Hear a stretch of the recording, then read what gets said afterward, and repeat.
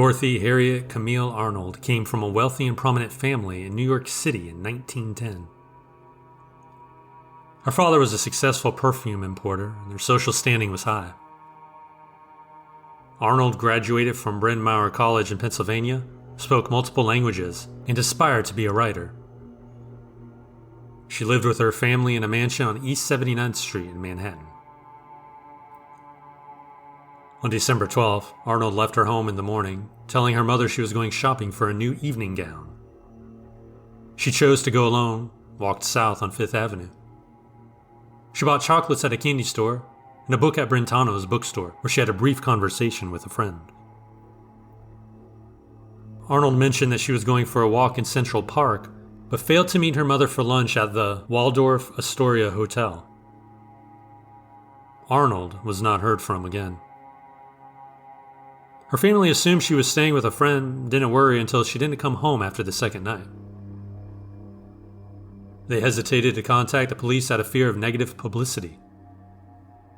Instead, they hired private investigators. Despite extensive searches and publicity, no evidence of Arnold's whereabouts was found. Her father believed she had been murdered and disposed of in a reservoir in Central Park, but there was no proof to support his theory. Arnold's disappearance received widespread attention, with her photograph published in newspapers across the United States and Europe. Still, there were no significant leads. During the investigation, it was discovered that Arnold had rented a secret post office box to keep her rejected manuscripts hidden from her family.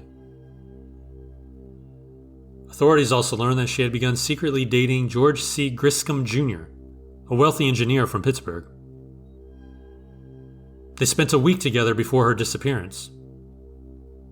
Arnold pawned jewelry after their rendezvous. Griscom was in Italy during Arnold's disappearance.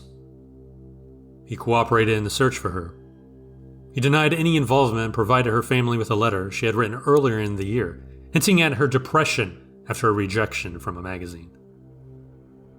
While theories of Arnold staging her disappearance or taking her own life emerged, there was never any conclusive evidence to support these claims.